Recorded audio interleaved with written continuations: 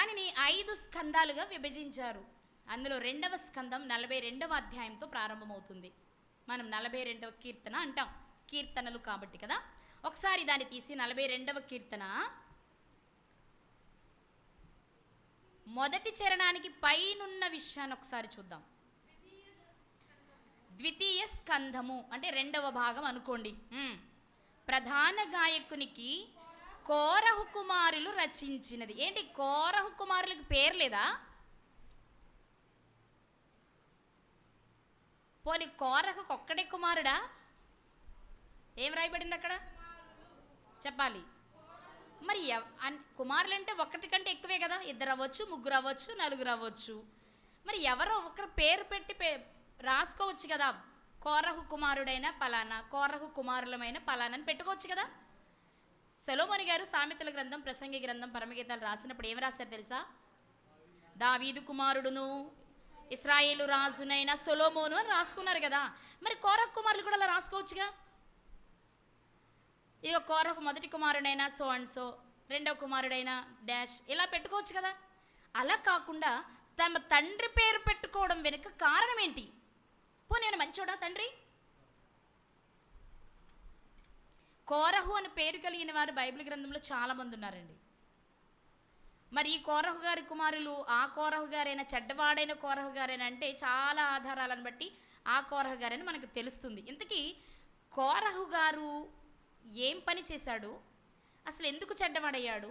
మరి చెడ్డవాడైన తండ్రి పేరును బట్టి కోరహు కుమారులం అని ఎందుకు చెప్పుకుంటున్నారు? పదే ఆయన పేరు జ్ఞాపకం చేసుకోవడం వలన వీళ్ళు కూడా చెడ్డోళ్ళేమో అనిపిస్తుంది కదా మనకి. కానీ తండ్రి చెడ్డవాడైన తండ్రి పేరు మీదే తమను తాము పరిచయం చేసుకోవడానికి కారణం ఏంటి? అది ఈ పూట మనం గమనించాలి. మంచి తల్లిదండ్రుల పేరు చెప్పుకొని బ్రతకడం పెద్ద కష్టమేం కాదు.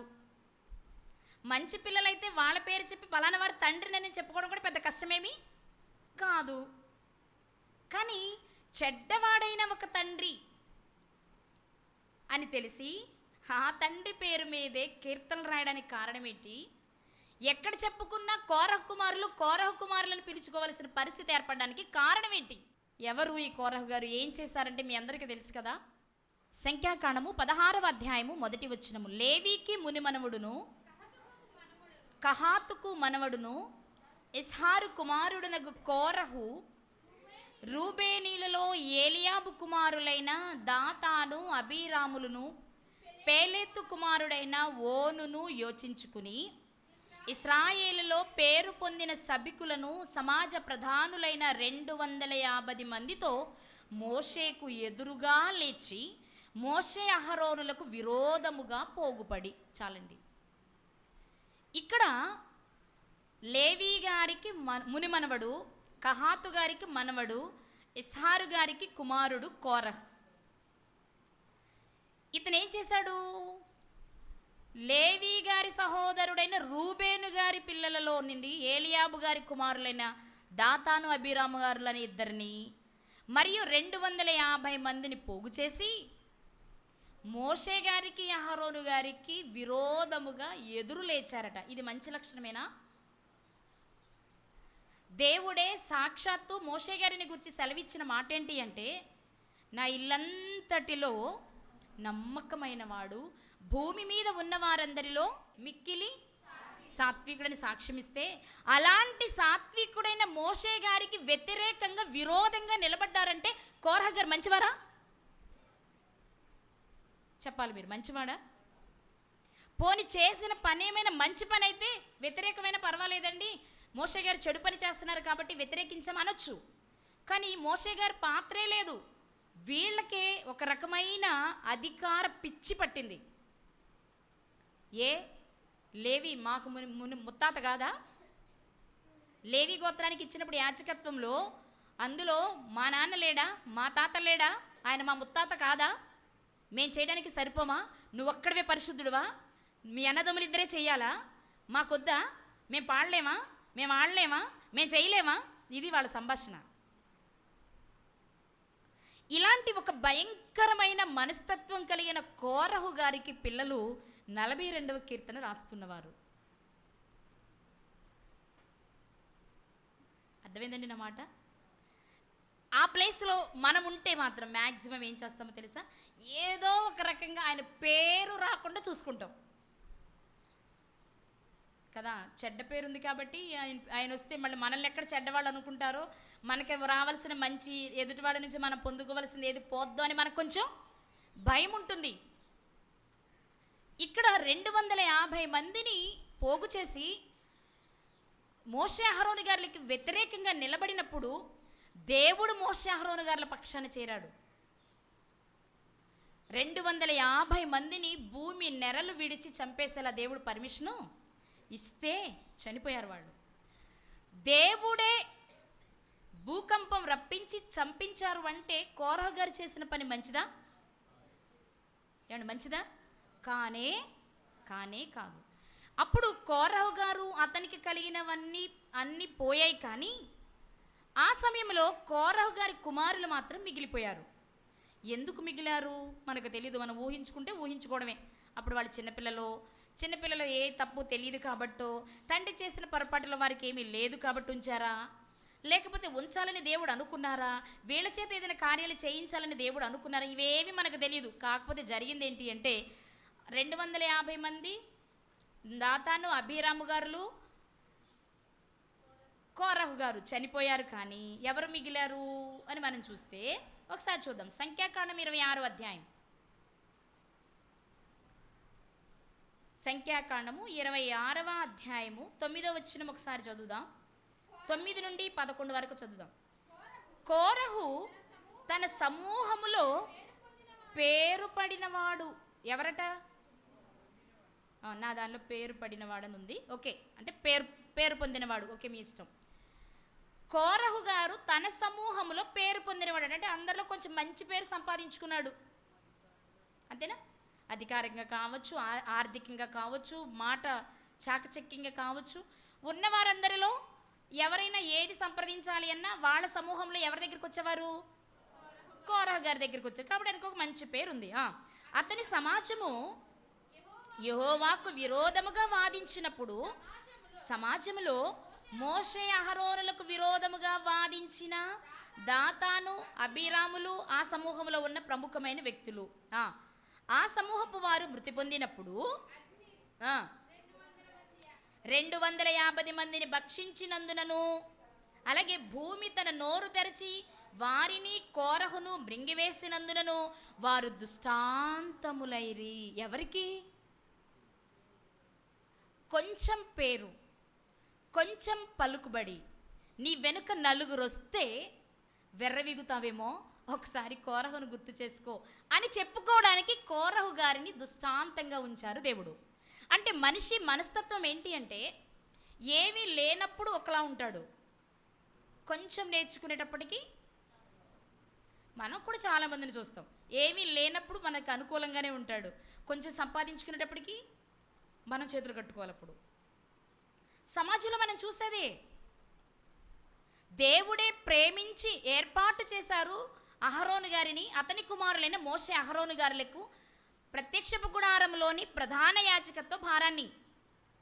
కానీ మేము లేవి గోత్రికులం కాదా, మాకు దేవుడు ప్రత్యక్ష గుడారంలో పనిచేసే పని ఇవ్వలేదా, మేమేం తక్కువ తిన్నామా, మేము పరిశుద్ధులం కాదా, మేము పని చేయతగమా అని వారికి వారు మాట్లాడడానికి కారణం ఏంటి? ఇదిగో కోరహు గారికి సమాజంలో కొంచెం పేరు వచ్చింది. అంటే నలుగురిని కోడేసుకున్నాడు. నలుగురు తందానా అంటే తాని తందానా అనేలా ఉన్నారు వెనక. ఇక నాకు ఎదురే. ఇప్పుడు మీకు లూసిఫర్ గుర్తు రావాలి. దేవుడే ప్రధానత్వాన్ని ఇచ్చి నిలబెడితే కొంతమందిని ఏర్పాటు చేసుకొని పోగు చేసుకుని దేవునికే వ్యతిరేకంగా తిరిగాడు నాటి ప్రధాన దూత. ఇక ఎక్కడ తీసుకోండి, ఎప్పుడైనా మీరు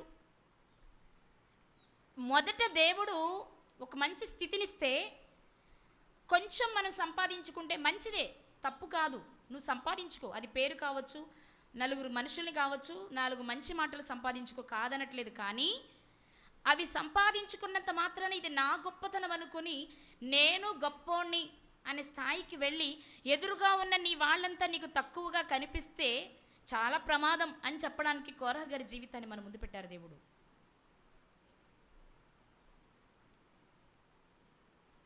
కోరహు తన సమాజంలో పేరు పొందినవాడవడం చేత అతనిని అనుసరించేవారు ఎక్కువ మంది అవ్వడం చేత అతని వాదించాడట. ఫలితంగా జరిగిందేంటి? కోరహును అతని సమాజపు వారిని అగ్ని మింగింది, భూమి నోరు తెరిచి మింగింది. అలా ఎదురు తిరిగే వారికి, సైన్యాన్ని కూడగట్టుకుని రెచ్చిపోయే వారికి కోరహు గారు దృష్టాంతంగా మిగిలిపోయారు. అయితే 11వ వచనం, అయితే కోరహు కుమారులు చావలేదు. ఎందుకు బ్రతికించబడ్డారు వీళ్ళు? మంచివాళ్ళేమో, చిన్నవాళ్ళేమో, అప్పటికి పాపం వారికి ఇంకా తెలియదేమో, లేక వారి మనస్తత్వం దేవునికి నచ్చిందేమో, కారణాలు మనకు తెలియదు. కానీ వీళ్ళు చావలేదు, బాగుంది. కానీ వీళ్ళు పెరిగి పెద్దయిన తర్వాత వాళ్ళ తండ్రి ఎలా చనిపోయాడో తెలీదా? తిరుగుబాటు చేసి, తిరస్కారము చేసి, దేవుని కోపానికి గురై చనిపోయాడు కదా. అమ్మో, తిరుగుబాటు చేసి ఘోరమైన మరణాన్ని పొందాడు మా నాన్న. పోయినోడేదో పోయేళ్లే కానీ మేము ఆయన పేరు చెప్పకుండా, ఆయన పేరు వినబడకుండా జాగ్రత్తగా బ్రతుకుదాం అనుకున్నారా? అనుకుంటే కోరహు కుమారులు రచించినదని వ్రాయబడేది కాదు. అసలు కోరహు గారికి ఎంతమంది పిల్లలు? ఒక మాట చూద్దాం. నిర్గమాకాండము 6వ అధ్యాయము 24వ వచనం. కోరహు కుమారులు ఎవరంటే అస్సీరు, ఎల్కానా, అబియా, సాపు. వీరు కోరహీల కుటుంబములు. కోరహు గారికి ఎంతమంది కుమారులు? అస్సీరు, ఎల్కానా, అబియా, సాపు, 4 కుమారులు ఉన్నారు. ఇప్పుడు ఈ 4 ఒక కీర్తన రాసేటప్పుడు 4 కలిసి రాశారో, ఒకరు తప్పి 3 రాశారో, 2 తప్పి 2 రాశారో మనకు తెలియదు. పోనీ రాసేటప్పుడు కోరహు కుమారులైన అస్సీరు, ఎల్కానా రాసిన కీర్తన అనొచ్చు కదా? అనొచ్చా? చెప్పండరా, అనొచ్చు కదా. కానీ వీళ్ళు ఏమని పెట్టుకుంటున్నారు? కోరహు కుమారులు రచించినది. కోరహు కుమారులు రచించినది అంటే, ఇదిగో కోరహు అనబడి మా నాన్న తప్పు చేసే చనిపోయాడు, కానీ మేము ఆ తప్పు చేయకుండా ఉండడానికే ప్రయత్నిస్తున్నాం అనే విషయాన్నే సమాజానికి ఫోకస్ చేయడానికి ప్రయత్నించారు ఈ కుమారులు. అసలు ఇలాంటి కుమారులు ఉంటారా? నిజం చెప్పండి. ఏమండి, బైబిల్ గ్రంథంలో యెజబేలు పేరు ఎవరైనా పెట్టుకుంటారా పిల్లలకి మీరు? పోనీ అతల్య, ఇస్కరియోతు యూదా పెట్టుకోరా? ఆకాను, అననీయ, సప్పీరాలు పేర్లు పెట్టుకుంటారా? ఎందుకని? కాదు, బాగోలేదు కదా. మన పిల్లలు బాగున్నా బాగోకపోయినా చెడ్డవాళ్ళ పేర్లు మాత్రం మనం పెట్టుకోం. ఎవరి పేర్లు పెడతాం మరి? యేసు, దానియేలు, మోషే, దావీదు, యెహోషువ, కాలేబు, గొప్ప గొప్ప గొప్ప గొప్ప పేర్లు పెట్టారు. ఎందుకంటే అంత వాళ్ళు అవ్వాలని మన కోరిక. లేక సమూయేలు, అవునండి కాదండి? ఎందుకని? అంతే, మంచి కావాలి మనకి. మనం చెడ్డవారమైనా మనకు మంచి కావాలని కోరుకుంటాం కదా. కానీ ఈ కుమారులు మాత్రం మా నాన్న చెడ్డవాడే కానీ మేము మంచివారం, మా నాన్న చెడ్డవాడే కానీ మేము అనుకుని కీర్తనలు రాశారండి. 42వ కీర్తన 1వ చరణం. దుప్పి నీటి వాగుల కొరకు ఆశపడినట్లు దేవా నీ కొరకు నా ప్రాణము ఆశపడుచున్నది. చాలండి. దుప్పి నీటి వాగుల కొరకు ఆశపడుతుందట. ఎందుకు? ఏమండి, సృష్టిలో ఎన్ని రకాల జంతువులు ఉన్నాయి? ఎన్నున్నాయి కదా? అన్నిటిలో పెద్ద జంతువేదండి? ఏనుగు. బలమైన జంతువేదండి? సింహం, పులి. తెలివైన జంతువేదండి? నక్క. ఇన్నుంటే వీళ్ళు దుప్పి నీటి వాగుల కొరకు ఆశపడినట్లు మేము ఆశపడుతున్నామని దుప్పితో పోల్చుకుంటున్నారు. ఎందుకు? ఎందుకు వారు ఆ మాట ప్రయోగించారని కనుక మనం చరిత్రలోకి వెళ్ళి కొంచెం ఆలోచిస్తే, దుప్పి ఎలాంటిది, దుప్పి గుణమేంటి అంటే, దుప్పికి నీటి వాగులు కావాలట. ఏం కావాలి అంటే? వాగు అంటే ప్రవహించేది. నీరు చెరువు అంటే ప్రవహించదు, అందులో నిలవ ఉండి స్టోర్ చేసి ఉంటుంది వాటర్. అదే వాగంటే ప్రవహిస్తూ ఉంటుంది. ప్రవహించడం అంటే పాత నీరు పోతూ కొత్త నీరు వస్తూ ఉంటుంది. అంటే స్వచ్ఛమైన నీరు దొరికే ప్రాంతం అది. వాటిని నీటి వాగులు అంటాం. అర్థమైందా? సెలయేరులు అంటాం కదా, అలాంటిదనమాట. దుప్పి, జంతువులన్నిటిలో దుప్పి గుణం ఏంటి అంటే స్వచ్ఛమైన నీరు కావాలట దానికి. దుప్పికి ఏం కావాలి? మిగిలిన ఏదో ఒకటి లేని తాగేస్తాయి. గొర్రె కూడా అంతే, స్వచ్ఛమైన నీరే కోరుకుంటుంది. అయితే గొర్రె కాకుండా ఆయన దుప్పిని కోరుకోవడానికి కారణం ఏంటి? ఇది మనం ఆలోచించాల్సిన విషయం. మొదటిది, దుప్పి నీటి వాగుల కొరకు ఆశపడినట్లు నేను నీ కొరకు ఆశపడుచున్నాను. ఎందుకు అడుగుతున్నారంటే, ఇదిగో కలుషితమైన సమాజంలో మేము బ్రతుకుతున్నాం ప్రభువా, మేము కలుషితం కాకుండా ఉండాలి అంటే స్వచ్ఛమైన దేవుని మాటలు కలిగిన వారితో ఉండే అవకాశం మాకు ఇవ్వా? ఏరా ఎందుకు? ఇదిగో కలుషితమైన ప్రజల మధ్య ఉండబట్టే కదా నా తండ్రికి స్వార్థం వచ్చింది. కలుషితమైన ప్రజల మధ్య ఉండబట్టే కదా మా తండ్రి అలాంటి మరణం పొందాడు. కలుషితమైన అవును కదా. ఇశ్రాయేల్ ప్రజలు ఎలాంటి వారు చెప్పరండి? ఇశ్రాయేల్ ప్రజలు ఎలాంటి వారు? మంచివారా? అన్ని తినేవాళ్ళు, దేవుని మీద తిరుగుబాటు చేసేవారు. ఎవరైనా కొంచెం అటు ఇటుగా ఉంటే వాళ్ళని ఎరవేసి పైకి లాగి వాళ్ళలో కలహాలు రేపే చాలా భయంకరమైన స్వభావం కలిగిన వారు నాటి ప్రజలు. ఈరోజు కూడా అంతే. అఫ్కోర్స్ ఇవాళ మనమో మంచోళ్ళమే కాదు. మనం ఎక్కడ మనం మాట చెల్లుద్దంటే అక్కడ ఆ మాట మాట్లాడి డాన్స్ చేయగలం మనం. ఇప్పుడు కోరహు గారి కుమారులు, మా తండ్రి తప్పు చేశాడు కానీ మేము తప్పు చేయకూడదు, తప్పు చేసిన ఆయన్ని మాదిరిగా పెట్టుకొని తప్పు చేయకుండా బ్రతకాలనుకుంటున్నారు. చూడండి, చాలా వండర్ అసలు ఇది. ఇలాంటి ఇది ఒక రకంగా చెప్పాలంటే సాహసోపేతమైన కార్యం అని చెప్పాలి. చెప్తూ కూడా దేవుని ఏమని వేడుకుంటున్నారో తెలుసా? మాకు స్వచ్ఛమైన నీరు తాగే దుప్పుందే, అలాంటి స్వచ్ఛమైన మాటలు లభించేది నీ దగ్గరే. అలాంటి మాటల కొరకు చూస్తున్నామయ్యా. కలుషితమైన ఈ సమాజంలో మేము బ్రతుకుతున్నప్పటికీ మేము స్వచ్ఛమైన నీ పిల్లలుగానే బ్రతకాలి. దైవజనులకు ఎదురు తిరిగే మనస్తత్వం కలిగిన మా తండ్రికి మేము పుట్టినా మా మనసు అలా ఉండకూడదు. తండ్రిని కించపరచట్లేదు, తండ్రిలా బ్రతకాలనుకోవట్లేదు. బాగా ఆలోచించాలి ఇక్కడ మీరు. తండ్రిని కించపరచాలనుకుంటే పేరు ప్రస్తావించరు అసలు.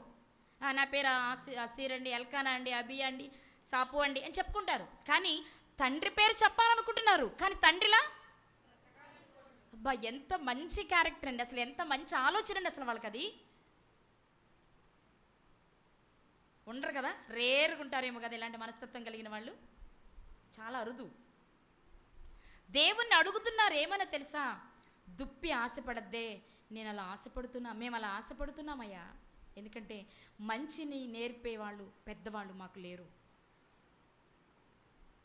మాకు తండ్రి లేడు, ఉన్నా మా తండ్రి మాకు మంచి నేర్పేవాడని గ్యారంటీ లేదు. కాబట్టి మేము నిన్నే ఆశ్రయిస్తున్నాం, నీ నుండే ఫలాన్ని కోరుకుంటున్నాం, మాకు నీవు కావాలి.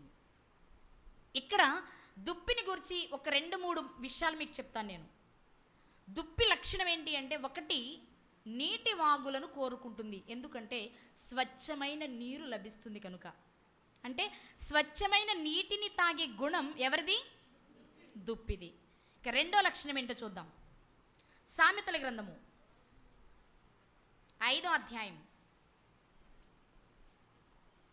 సామెతల గ్రంథము 5వ అధ్యాయము 19వ వచనం. దుప్పి అన్నా, లేడీ అన్నా, జింక అన్నా ఇవన్నీ ఒకే జాతికి చెందినవి. ఓకేనా? ఆమె అతి ప్రియమైన లేడీ, అందమైన భార్య గురించి చెప్తూ భార్య అందాన్ని దుప్పితో పోలుస్తున్నారు. ఇక్కడ స్త్రీ అందాన్ని దేంతో పోలుస్తున్నారు అంటే, దుప్పి ఎలాంటిదనమాట చెప్పాలి. దుప్పి ఎలాంటిదనమాట? ఒకటి, స్వచ్ఛతను కోరుకుంటుంది, స్వచ్ఛమైన నీటిని. 2, అందాన్ని కోరుకుంటుంది, అందమైనది. దానికి ఉన్న 3వ లక్షణం చూద్దాం. 6వ అధ్యాయం 5వ వచనం. సామెతల గ్రంథము 6వ అధ్యాయము 5వ వచనం. వేటకాని చేతిలో నుండి ఏం తప్పించుకున్నట్లు? అన్నీ తప్పించుకునే ప్రయత్నం చేయవా? ఏమండి, పక్షికి ఎరుకువాడు గురి పెడతాడు, కొట్టేయి, నన్ను కొట్టేసి పడేసి చంపేసి నన్ను కాల్చుకు తినేసి అంటదా? తప్పించుకునే ప్రయత్నం చేస్తుందా? ఏ జంతువైనా చేస్తుంది కదండి. మరి లేడు తప్పించుకున్నట్లని ఎందుకు చెప్పారు? లేడు తప్పించుకున్నట్లు ఎందుకు చెప్పారో చెప్పనా? నేను దీనికోసం చూస్తూ సెర్చ్ చేశాను. చేస్తే సింహం ఆకలిగొని ఈ లేడి దుప్పి దగ్గరికి వచ్చింది, దుప్పిని పట్టుకుని దుప్పి అనగానే మనకు కనిపించేది కొమ్ములు కదా, దాని కొమ్ములు శాఖలుగా ఉంటాయి, చాలా బలంగా ఉంటాయి అన్నమాట. ఆ కొమ్ములు పట్టేసుకొని వదలట్లేదు సింహం. అప్పుడు దుప్పి ఏం చేసిందో తెలుసా? చాలాసేపు ప్రయత్నం చేసింది. ఇక నేను గెలవలేను అనుకున్నప్పుడు ఇలా పడిపోయినట్టు నటించింది. ఇలా ఇంకా ప్రాణం పోయింది, అయిపోయింది అన్నట్టు పడిపోయింది. ఇలా పడిపోగానే సింహం ఏం చేసిందంటే, అమ్మ ఇది చచ్చింది, ప్రశాంతంగా తిందామని కాస్త వదిలింది, అంతే.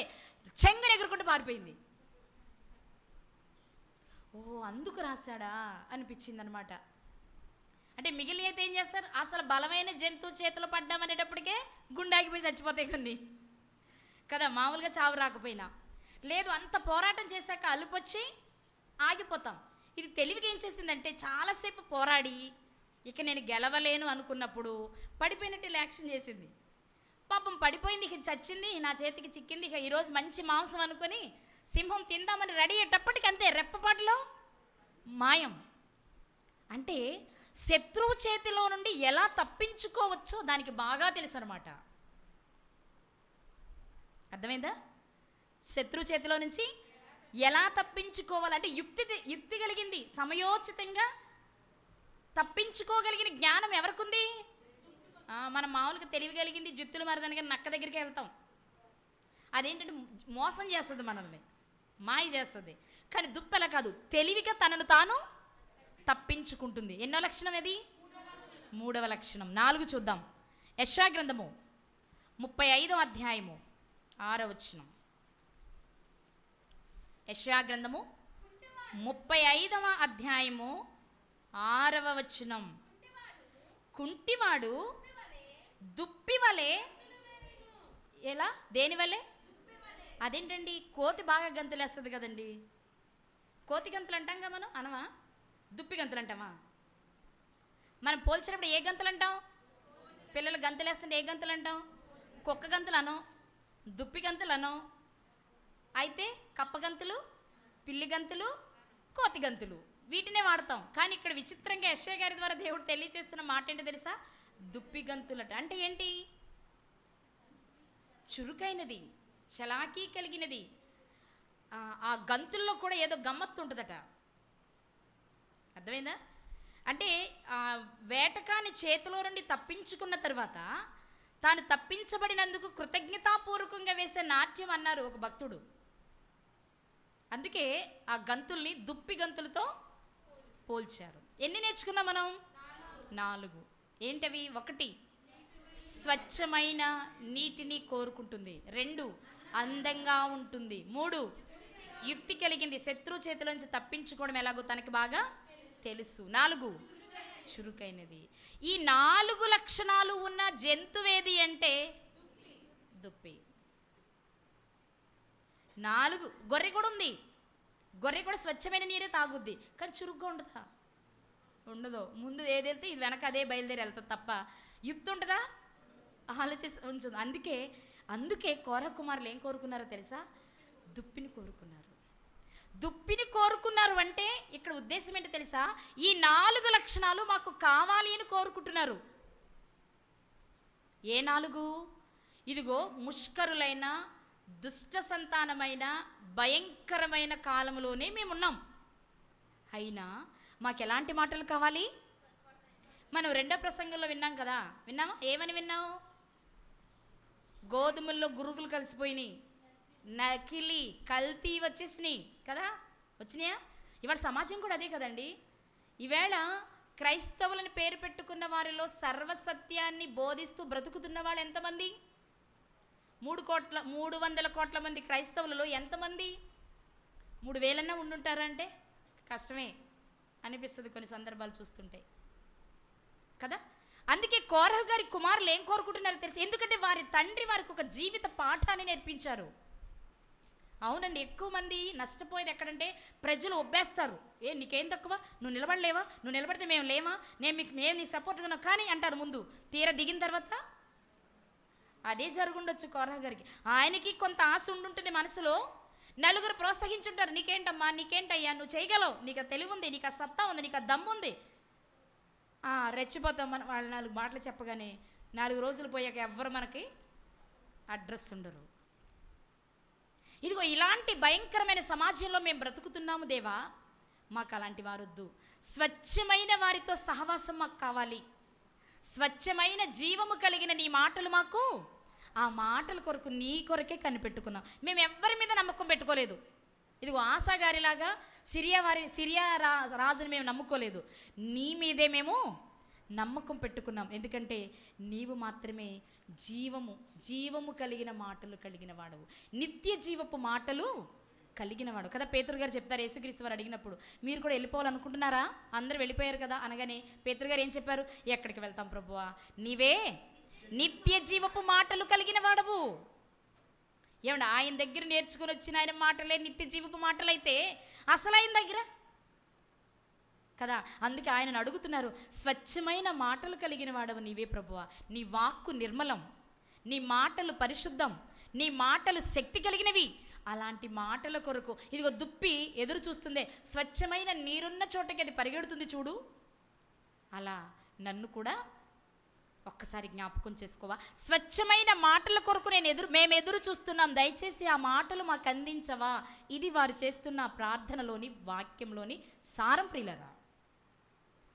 ఇక 2, దుప్పితో ఎందుకు పోల్చారంటే, ఇదిగో మేము అందంగా ఉండాలనుకుంటున్నాం. ఏ అందం, ఏదండి అసలు అందం చెప్పరేంటండి, ఏదండి అసలు అందం?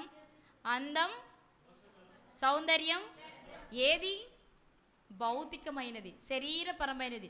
మరి ఏ అందం మోసం చేయనిది? ఆత్మీయ సౌందర్యం, సాధువైనట్టియు మృదువైనట్టియు గుణము అనే అక్షయ అలంకారము గల మీ హృదయపు అంతరంగ స్వభావము మీకు అలంకారంగా ఉండాలన్నారే, ఆ అలంకారం కొరకు అడుగుతున్నారు కోరహు గారి కుమారులు. దుప్పిని ఎందుకు కోరుకుంటున్నారో తెలుసా, దుప్పినే ఎందుకు ప్రస్తావించారో తెలుసా. దుప్పి భౌతికంగా జంతువులు అందంగా ఉంటుంది. ఎలా ఉంటుంది? అందంగా ఉంటుంది. మేము ఆత్మీయంగా అందంగా ఉండాలనుకుంటున్నాం. మా నాన్న అందగాడు కాదు, మా నాన్న ఎలా మేము ఉండాలనుకోవట్లేదు. అలాని మా నాన్న లేకపోతే మేము భూమి మీదకి రాలేదు కదా, ఆయన మర్చిపోవాలని మేము అనుకోవట్లా. మేము కోరహు కుమారులమే, కానీ కోరహు గారి లాంటి జీవితాలు మావి కావు. మేము ఆధ్యాత్మిక సౌందర్యం కలిగిన వారిగా బ్రతకాలనుకుంటున్నాం. 2ది కోరుకున్నారు. 3, శత్రువు చేతిలో నుండి యుక్తిగా తప్పించుకోవడం ఎలాగో నేర్పమని అడుగుతున్నారు. అవునండి, మన శత్రువు ఎవరు? అపవాది. ఎలా ఉన్నాడు? తనకు సమయం కొంచెమే అని, ఎవరిని మృంగుదునా అని గర్జిస్తూ తిరుగుతున్నాడండి. అలాంటి వాడికి దక్కకుండా మమ్మల్ని మేము జాగ్రత్త పరచుకోగలిగే యుక్తిని మాకు నేర్పవా అని అడుగుతున్నారు. ఎవరు? మనం కోరుకోవాలా అక్కర్లేదంట, వాళ్ళు కోరుకున్నారు కాబట్టి మనకు చాలంటారా? మనం ఈరోజు ఏం కోరుకోవాలి? స్వచ్ఛతను కోరుకోవాలి, ఆత్మ సౌందర్యాన్ని కోరుకోవాలి, శత్రువు చేతుల నుంచి తప్పించుకోవడానికి యుక్తి కలిగిన వారిగా ఉండాలని జ్ఞానాన్ని కోరుకోవాలి. ఇక 4, తప్పించబడిన తర్వాత కృతజ్ఞత చెప్పగలిగే స్థితిలో చురుకైన వారిగా ఉండాలి. ఎలా చెప్తావు కృతజ్ఞత? దేవా థ్యాంక్స్ అనడం కంటే ఆయన చెప్పిన పని మనం ఇక్కడ చేస్తే ఆయనకు మనము థ్యాంక్స్ చెప్పినట్లే, అంతేనా? ఆరాధన అంటే ఏంటి? కృతజ్ఞత అంటే ఏంటి? థ్యాంక్స్ అంటే ఏంటి? ఆయన మనకు అప్పగించిన పనిని చేయడమే చెప్పాలి. ఆరాధన అంటే ఏంటండి? స్తుతి చేయుట కాదు. రైట్. మరి కృతజ్ఞత అంటే కూడా అదే. థ్యాంక్స్ అని ఇక్కడ కూర్చొని చెప్పొద్దు. నిజంగా ఆయన చేసింది నీకు మేలని అనిపిస్తే ఆ మేలు నువ్వు 10 మందికి చెయ్యి, 10 మందికి చెప్పు. అప్పుడు నువ్వు గంతులు వేస్తావు, నీ పాదాలు పరిగెడతాయి. నువ్వు పొందిన మేలును 10 మందికి చెప్పడానికి వెళ్ళేటప్పుడు 10 మందికి చెప్పినప్పుడు కూడా నీ మనసు ఎలా ఉంటుంది? అమ్మయ్య, ఈ రోజుకి నేను దేవుడు నాకు అప్పగించిన పనిని పూర్తి చేశా, హ్యాపీ, సంతోషం. అవునా కాదా? సంతోషమే. ఎందుకో తెలుసు, అందుకే వాక్యం సెలవిస్తున్న విషయం మీకు తెలుసు కదా, సువార్తను ప్రకటించే వారి చేతులు, సువార్తను ప్రకటించే వారి పెదవులు, సువార్తను ప్రకటించే వారి కాళ్ళు, సువార్తను ప్రకటించే వారి పాదం. ఏమండి, సువార్త ప్రకటించాలంటే చేతులొద్దా, కళ్ళొద్దా, నోరొద్దా? మరి ఇవి సుందరాలు కాదా? ఇవన్నీ పని చేయాలంటే ముందు పాదాలు పరిగెత్తాలి. వాటికే పని చెప్పట్లే ఇవాళ మనం. ఇప్పుడు కోరహు గారి కుమారులు దుప్పి నీటి వాగుల కొరకు ఆశపడినట్లు అనే పదాన్ని ప్రయోగించడంలోని ఆంతర్యం ఏంటంటే, దుప్పికి ఉన్న గుణాలు శ్రేష్టమైనవి. అలాంటి గుణాలు కలిగిన వారిగా మేము ఉండాలనుకుంటున్నాం, మమ్మల్ని అలా ఉంచు, అది మాకు కావాలి అని అడుగుతున్నారండి వాళ్ళు. దుప్పెట దుప్పి మాంసం చాలా బాగుంటుందట, చాలా రోగాలకు వైద్యమట. దుప్పి కొమ్ముల నుండి వచ్చిన రక్తంతో స్నానం చేస్తే చాలా మంచిదని రష్యన్స్ ఇప్పటికీ నమ్ముతారు. అంటే దుప్పి చాలా అన్ని రకాలుగా చాలా ఉపయోగకరమైనదనమాట. అందులో అన్ని మంచి ఉన్నాయి. స్వచ్ఛతను కోరుకుంటుంది, అందంగా ఉంటుంది, తప్పించుకుంటూ యుక్తి కలిగి ఉంటుంది, చురుకైనదిగా ఉంటుంది. ఎంత చురుకైనదంటే భౌతికంగా మీకు చెప్తాను. దుప్పట కొమ్ములు ఉంటాయి కదా, దుప్పి స్వచ్ఛమైన నీరు కావాలి కదా దానికి. ఆ నీరు వెతుక్కుంటూ అరణ్యంలోకి వెళ్ళిపోద్దట. అరణ్యంలో వేసవి కాలంలో ఎండమావులు కనిపిస్తాయి. అవి ఎలా కనిపిస్తాయి మనకి? ఎండమావి ఎలా కనిపిస్తుంది? దూరంగా చూస్తుంటే నీరు ఉన్నట్టు కనిపిస్తుంది కదా. పాప అదే నీరు నిజమైన, అబ్బా ఎంత చక్క తలతల మెరిసిపోతుంది, నాకు కావాల్సిన స్వచ్ఛమైన నీరు ఉందనుకుని అక్కడికి వెళ్ళొద్దట. అక్కడ ఏముంటుంది మరి? నీరు ఉండదు కదా. అలా వెతుక్కుంటూ లోపలికి వెళ్ళిపోద్దట. అడవి అరణ్యం లోపలికి వెళ్ళిపోగానే శత్రువు చూస్తుందట. ఎక్కువ శాతం జరిగేది శత్రువు చూస్తుందట. శత్రువు చూసి దీని మీద అటాక్ చేయాలనగానే దాని నుండి తప్పించుకోవడానికి చాలా వేగంగా పరిగెడద్దట. దొరకనంత వేగంగా పరిగెడుతూ ఉంటుందట. ఈ పరిగెత్తేటప్పుడట ఎక్కడైనా నేను మోసపోయి వచ్చాను కానీ ఎక్కడ నిజంగా స్వచ్ఛమైన నీరు దొరుకుద్దని వెతుకుతూనే పరిగెడద్దట. అసలు దాన్ని తెలివి చూడండి. అసలు ఆపదుంటే ఇంకా అది ఇక్కడ నీళ్ళుంటే చూస్తామా మనం? అయితే ముందు ఎక్కడో చోటికి క్షేమకరమైన స్థలానికి వెళ్ళి, కానీ అదేం చేస్తుందట, ఆ పరుగులో కూడా నీటిని వెతుక్కుంటుందట. ఎక్కడైనా నీరు దొరికితే టక్కన ఉరికేస్తుందంట నీటిలోకి. ముందు దుప్పి నీటిలోనికి ఉరికితే దుప్పికున్న లక్షణం ఏంటి? అసలు దుప్పిని శత్రువు ఎలా గమనిస్తుందంటే, దుప్పి నుండి ఒక రకమైన వాసన వస్తుందట, ఒక రకమైన స్మెల్ వస్తుందట. ఆ స్మెల్ని శత్రువు ఊరికే పసిగట్టి దుప్పి అటాక్ చేయడానికి వస్తుందట. ఎప్పుడైతే దుప్పిని శత్రువు వెంటాడుతుందో, దుప్పి నీటిలోకి ఉరికేస్తుందో, ఉరకగానే దుప్పి చేసే పని ఏంటంటే, తన కొమ్ములు ఉంటాయి కదా బలంగా, ఈ కొమ్ముల్ని ఆ నీటి లోపల నేలకి ఇలా గుచ్చేస్తుందట. గుచ్చి అంటే లోపలికి జారిపోకుండా, ఇక్కడ నేలకి గుచ్చింది అనుకోండి, గట్టు పక్కనే లోపలికి జారదు కదా, కొమ్ములు ఇక్కడ ఉంటే కదా లోపలికి వెళ్ళదు కదా, ఇక్కడ గుచ్చి ఊపిరి ఆడడం కోసం ముక్కు మాత్రమే కొంచెం కనిపించాలి, ఇక్కడ వరకు నీటిలో మునిగి ఇలా పైకి పెట్టుద్దట ముక్కుని కొంచెం శ్వాస తీసుకోవడానికి వీలు. అసలు దాన్ని ఇన్ని తెలివితేటలో ఒక జంతువు కనిపించింది నాకు. ఇక్కడ వరకు పెట్టుకొని ఈ కొంచెం శ్వాస తీసుకుని మరి చచ్చిపోద్ది. మరి ఎప్పుడైతే నీటిలో కురికిందో, నీళ్ళల్లోనికి తన బాడీ వెళ్ళిపోయిందో, స్మెల్ రాదట. స్మెల్ రాదు, ఇది జారిపోదు, నీళ్లు మింగడానికి ఛాన్సు ఉండదు. ఇప్పుడు శత్రువు వస్తుందంటే మొత్తం వెతుక్కుంటుంది, వాసన పసిగట్టడం కదా దాని పని. వాసన రాదు ఇప్పుడు ఇది నీళ్ళల్లో ఉండటం వల్ల. ఇది పోయిందనుకుని వెళ్ళిపోద్దట. అప్పుడు ప్రశాంతంగా నీళ్ళల్లో నుంచి బయటకు వస్తుందట.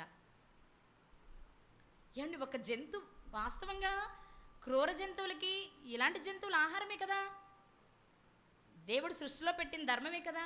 కానీ తన ప్రాణాన్ని కాపాడుకోవడానికి అది ఎంత ప్రయత్నం చేస్తుందో చూసారా? అంతదాకెందుకండి, చిన్న కప్ప పాములు చూడండి, పట్టుకుంటుంది పాము కప్పని పట్టుకుని, తినే నన్ను తినే అంటదా కప్ప. కీస్ కీస్ కీస్ అంటే అరుస్తూనే ఉంటుంది. ఎందుకు? నన్ను ఎవరొకరు విడిపించకపోతారా? అరుస్తూ ఉంటే నన్ను ఎవరొకరు చూడపోతారా? కప్పను బతికిస్తారు ఎవరైనా చూస్తే, పాముని చంపుతాం జనరల్గా జరిగేది కదా. అంటే ఏ జీవికైనా ప్రాణం మీద కదా. మరి మీకుందా? ఉంది. ఎక్కడ చెప్పినా ఇక్కడ బతకాలి, ఏదేదో సంపాదించాలి, ఏవేవో సాధించాలి. కానీ మనం కోరుకోవలసింది ఇక్కడ బ్రతుకు కాదండి. ఇక్కడ బ్రతుకు కాదు. ఎక్కడ బ్రతుకు? ఏది కోరుకోవాలి? ఒకటి చెప్తాను మీకు. స్వచ్ఛమైన దేవుని మాటలు వినడానికే నువ్వు కంకణం కట్టుకుంటే దేవుడే నీ దగ్గరకు ఆ మాటలు రప్పిస్తాడు. ఇది మొదటి మాట. ఏదో ఒకటిలేండి కలగాపులగం, ఇక్కడ సత్యవాక్యం వింటాం, అక్కడికి వెళ్ళి అసత్యవాక్యం వింటాం, ఈ రోజుకి అది విన్నాం, రేపటికి ఇది విన్నాం కాదు. స్వచ్ఛతకు అలవాటు పడిన వాడు కల్తీని మరలా యాక్సెప్ట్ చేయలేడు. చేస్తారా? చెప్పండారా మీరు? చేస్తారా? సన్న బియ్యం తింటాం అలవాటు అయిన వాళ్ళకి రేషన్ బియ్యం తింటాం ఎంత కష్టంగా ఉంటుంది చెప్పరే? స్వచ్ఛమైన నెయ్యితో తయారైన స్వీట్ తినేవాడికి డాల్డాతో చేసిన తినడం ఎంత కష్టంగా ఉంటుంది కాదా? అవును, వాస్తవం అది. ఒకసారి ఒరిజినల్ దానికి మనం అలవాటు పడితే ఇక ఎప్పుడే ఒకసారైనా సరే అది తినాలనిపిస్తుంది కాబట్టి, కానీ కల్తీది 10 సార్లు తిందాం అనిపించదు. అది సహజం. స్వచ్ఛమైన దేవుని మాట వినాలనుకునేవాడు ఎంత కష్టమైన దాని కొరకే ఎంత దూరమైన వెళ్తాడు, కానీ ఏదో ఒకటిలో ఈ రోజుకి అనుకోడు. అలా అనుకునేవాడు ఒరిజినల్ కాదు. ఏదో ఒకటి తాగొచ్చుగా దాని ప్రాణానికి. వెతుక్కుంటూ అడవిలోకి వెళ్ళాలా? శత్రువు చేతికి చిక్కాలా? స్వచ్ఛమైన నీరే కావాలా? అది గుణం, దాని గుణం. మరి ఈరోజు సత్యవాక్యం తెలిసిన నీవు సత్యవాక్యం కొరకే బ్రతుకుతున్నావా? సత్యవాక్యం దొరికే చోట ఎంత దూరమైన వెళ్ళగలుగుతున్నావా? నీ దగ్గరకే వస్తే వినలేకపోతున్నావా? ఒకసారి మిమ్మల్ని మీ పరీక్ష చేసుకోండి. దేవుడు చాలా ప్రేమించాడు. ఎందుకంటే ఎక్కడో మనలో కూడా ఎంతో ఇంత కొంచెం మంచి ఉంటుంది ఆయన పట్ల.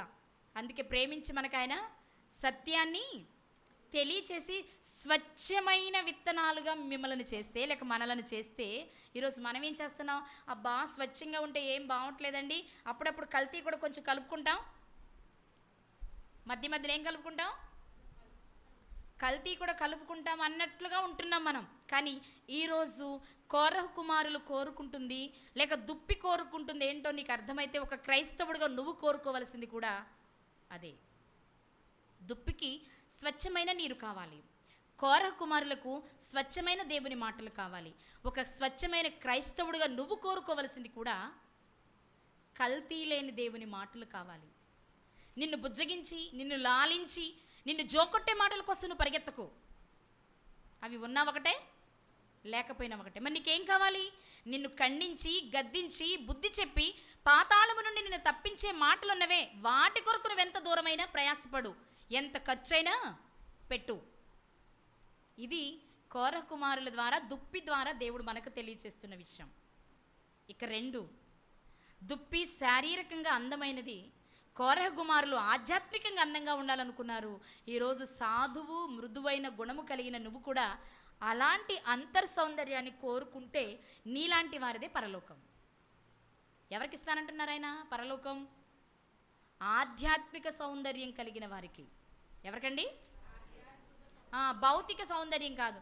ఇప్పుడు రత్నక చెప్పింది సౌందర్యంగా ఉండాలని వెళ్తూనే బ్యూటీ పార్లర్కి వెళ్ళి 4 మెరుకులు తీపిచ్చి 4 రంగులు పులిమించి, ఇవి కాదండి నేను చెప్తుంది. స్వచ్ఛమైన అందం అది బాహ్య అలంకరణ చేసుకుంటే వచ్చేది కాదు. ఇది నువ్వు ఎలా ఉన్నా పర్వాలేదు, నీ గుణం బాగుండాలి. నీ గుణానికి కలుషితం అంటకూడదు. కలుషితమైన నీరు దుప్పి ఎలా తాగదో, కలుషితమైన మాటలు నువ్వు వినకూడదు, కలుషితమైన అలంకరణ కొరకు నువ్వు ప్రయత్నం చేయకూడదు. ఆధ్యాత్మిక సౌందర్యం కలిగిన వారిగా మనం ఉంటే మనకు పరలోకం ఉంటుంది. ఇక 3 శత్రువు చేతిలో నుంచి తప్పించుకోవడానికి దుప్పి ప్రయత్నించినట్లుగా, ఆనాటి కాలంలో ఉన్న శత్రువుల చేతిలో నుండి కోరహు కుమారులు తప్పించుకోవడానికి ప్రయత్నించినట్లుగా, మన శత్రువైన అపవాది చేతిలో నుంచి తప్పించుకోవడానికి ఈరోజు మనం ప్రయత్నం చేయాలి. ఇక నువ్వు తప్పించబడి ఆధ్యాత్మిక సౌందర్యం కలిగిన వాడవై స్వచ్ఛమైన దేవుని మాటలు నువ్వు వింటూ ఉంటే అవి ఎదుటి వారికి చెప్పకుండా నువ్వు ఉండలేవు. నీ వల్ల కాదు అసలు చెప్పకుండా ఉండడం. కానీ చెప్పకుండా ఉండగలుగుతున్నావంటే నీది ఇంకా స్వచ్ఛమైనది కాదేమో. అవును కదండి. మంచి మనసున్న వాళ్ళు ఏం చేస్తారు? ఎదుటివారు శత్రువులైనా సరే వాళ్ళకి మేలు జరుగుద్దంటే మంచిగా చెప్తారు. పోన్లే, ఇది చెప్పడం వల్ల పెద్ద నష్టమే ఉంది, వాడు కూడా బాగుపడతాడుగా అనిపిస్తుంది. అదే స్వార్థపరులు అయితే ఏంటి అడుగు చెప్పేది? ఇది మనం కనుక్కున్న రహస్యం, వాడికి ఎందుకు చెప్పాలి? ఇది స్వార్థం. అవునే కాదా? కాబట్టి స్వచ్ఛం స్వచ్ఛం స్వచ్ఛం స్వచ్ఛమైన మాటలు నీకు దొరికితే, ఆ మేలిమి మాటలు నువ్వు విని ఆధ్యాత్మికంగా సౌందర్యంగా నువ్వు ఉంటే, నీ శత్రువు చేతుల నుంచి తప్పించుకోవడం ఎలాగో నీకు అర్థమైతే, అలా శత్రువు చేతిలో ఇరుక్కొని అందంగా మారలేక, స్వచ్ఛమైన మాటలు వినలేక నశించిపోతున్న వాడిని చూసి నువ్వు సైలెంట్గా ఉండలేవు ఉండలేవు ఉండలేవు. ఉంటున్నావు అంటే ఇంకా నీకు ఈ 3 గుణాలు రాలేదేమో, ఇంకా ఈ 3 గుణాలు నీకు రాలేదేమో. ఒకసారి ఆలోచించండి. ఎవరు ఎవరు పరలోకాన్ని స్వతంత్రించుకునేవారు అని అడిగితే, ఇదిగో ఈ 4 గుణాలు ఉండాలి. ఏ 4 ఉండాలి? ఏ 4 ఉండాలి?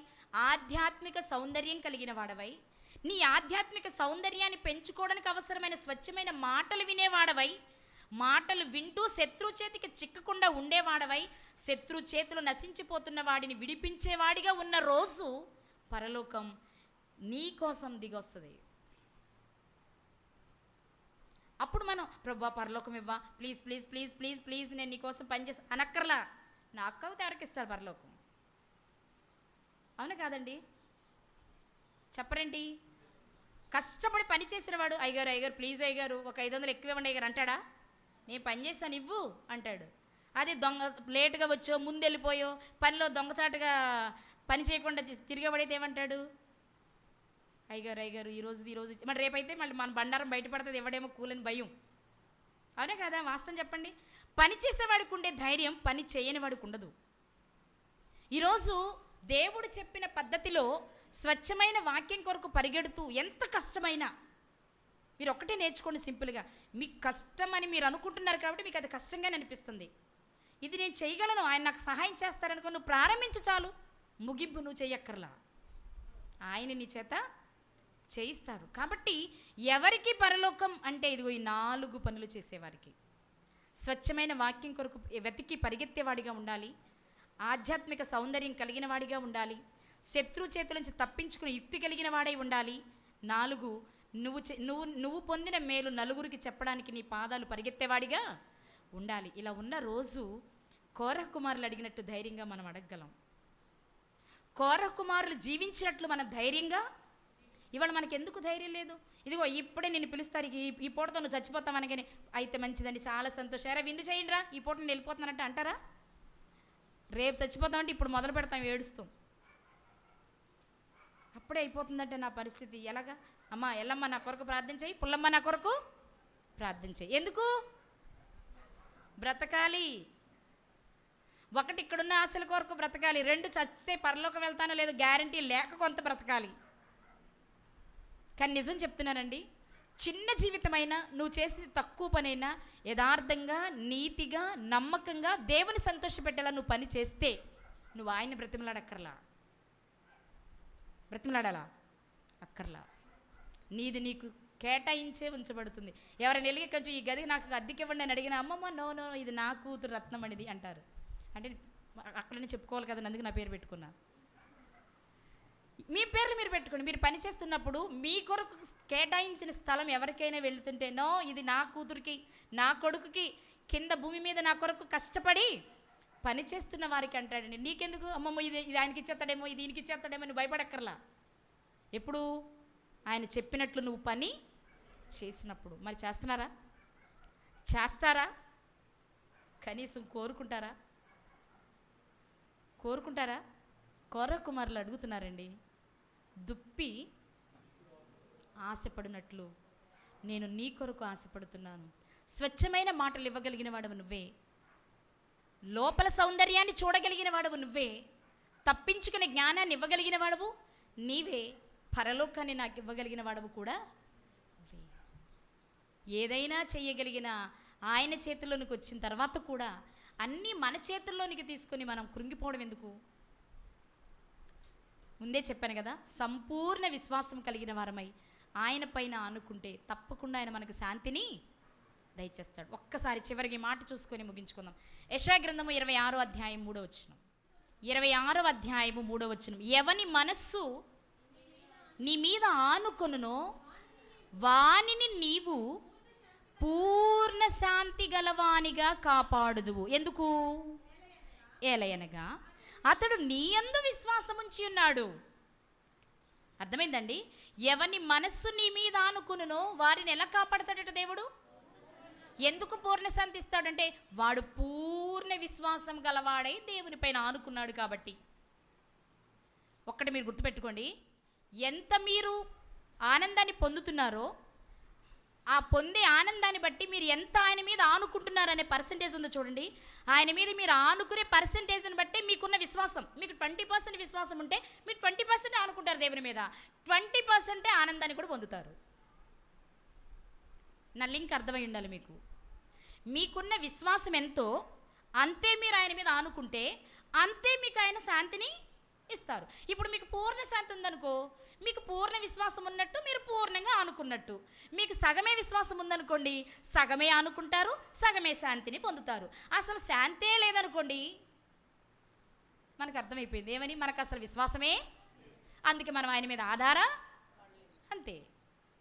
ఇప్పుడు మీరు లెక్కేసుకోండి, మీరు చేసే పనిని బట్టి మీకున్న విశ్వాసం ఎంతో మీ పర్సంటేజ్ మీరు లెక్కేసుకోండి. మీకున్న పర్సంటేజ్ని బట్టే మీరు ఆయన మీద ఆనుకుంటారు. మీరు ఆనుకున్న దాన్ని బట్టే మీకు ప్రతిఫలం ఉంటుంది. అర్థమైందా? మనకున్న విశ్వాసాన్ని బట్టి మనం ఆనుకుంటాం, మనం ఆనుకున్న దాన్ని బట్టి ఆయన మనకు ప్రతిఫలం ఇస్తారు. ఇప్పుడు మీకు ఎంత ఉందో మీకు వచ్చే ప్రతిఫలాన్ని బట్టి మీకు అర్థమైపోతుంది. ఏంటి దేవుడు నాకు సగమే చేశాడు అన్నామంటే నువ్వు సగమే ఆనుకున్నావు అన్నమాట. అంటే నీకున్న విశ్వాసం సగమే అన్నమాట. మీకు ఈజీ అర్థమైపోద్ది మనం చేసే పనిని బట్టి. కానీ దేవుడు అంటున్నారు, నా మీద పూర్తిగా అనుకో, అంటే నీకు పూర్తి విశ్వాసం తెచ్చుకో, నేను నిన్ను పూర్తి శాంతి గలవానిగా కాపాడుతాను. కావాలా మీకు పూర్ణ శాంతి? మీకు పూర్ణ శాంతి కావాలి అంటే మీరు పూర్ణ విశ్వాసం కలిగిన వారే ఉండండి, పూర్ణంగా దేవుని పైన ఆనుకోండి. ఇదిగో మంచి వాటిని కోరుకోండి, మీకు జరిగిన మంచిని 10 మందికి చెప్పండి, పరలోకాన్ని స్వతంత్రించుకోండి. అలాంటి కృప దేవుడు మనందరికీ దయచేయునుగాక. ఆమేన్.